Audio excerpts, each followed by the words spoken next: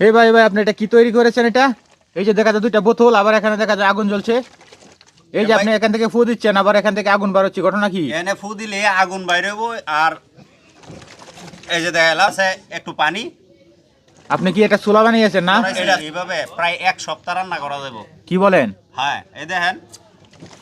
আরে আপনি তো অনেক বুদ্ধিমান লোক, আপনি এটা এদিক দিয়ে একটু ফু দিলেই হ্যাঁ হ্যাঁ এখানে আগুন জ্বলবো, আগুনের আচ্ছা স্পিড আচ্ছা, বাড়বে। এটার ভিতরে কি আছে? এটা দেখি তো, দেখি তো এটার ভিতরে। না, এটার ভিতরে কোনো কিছু নাই, আপনি দেখলে দেখতে পারেন। এই যে দেখেন, দেখি তো এটার ভিতরে কি আছে। আমি খুলে দেই। কোনো কিছু নাই, একদম পরিষ্কার। এই যে একটা হোয়াইট দিয়ে রাখছি, শুধু শুধু পাথর না? শুধু একটা পাথর, একটা হোয়াইট দিয়ে রাখছি, যাতে আচ্ছা। আগুনের ধাক্কাতে না পড়ে যায়। আবার এখানে দেখা যায় পাইপ, এই যে হ্যাঁ, পাইপ দিয়ে রাখছি। পাইপটা দেওয়ার কারণ হচ্ছে আমার এখানে আছে 1/2 লিটার পেট্রোল, হ্যাঁ আর এখানে আছে পানি। আমি এই দিক থেকে যখন হাওয়াটা দেই, হ্যাঁ তখন বাষ্পের আকারে আয়সা এখানে একটা মানে গ্যাস সৃষ্টি হয়।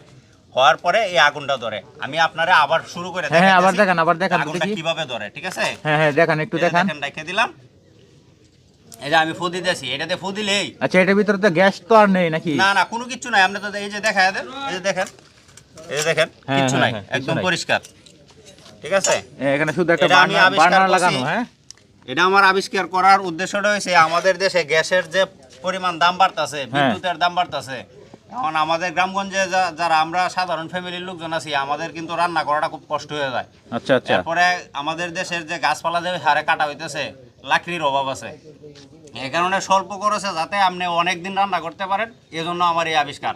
আমি আপনারা আবার আগুনটা ধরায় দেখাইতেছি। হ্যাঁ, আপনার আবিষ্কার দেখতে তো অনেক মানুষজন চলে আসছে। হ্যাঁ, অনেকজন আসছে, অনেকজনে বলতেছে যে হাওয়াটা ভালো হয়েছে, আমরাও এরকম করতে চাই, স্বল্প খরচে যাতে রান্না করতে পারি। আমি আপনার আগুনটা ধরায় দেখাই, ঠিক হ্যাঁ আছে? হ্যাঁ হ্যাঁ, আবার দেখান একটু। এই যে দেখেন, হ্যাঁ। এখানে কোনো ইয়া নাই, কিন্তু আপনি একদম ক্লিয়ার।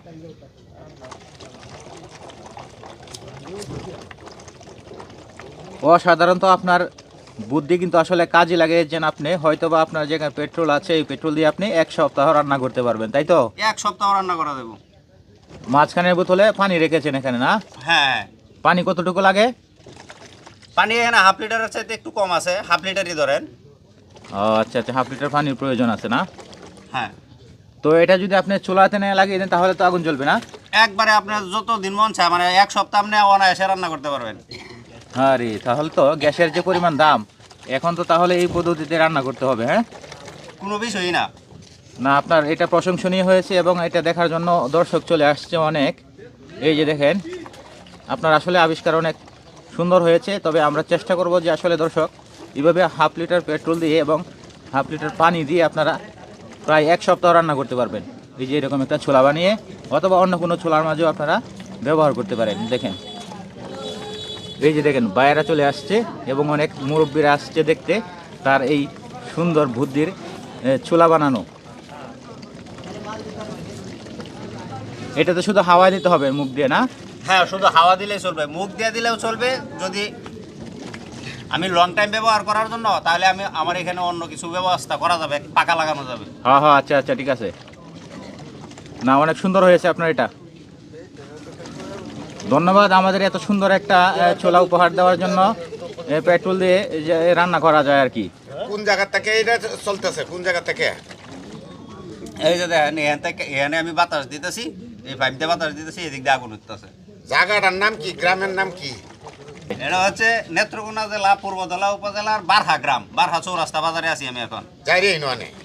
জারি ইউনিয়ন।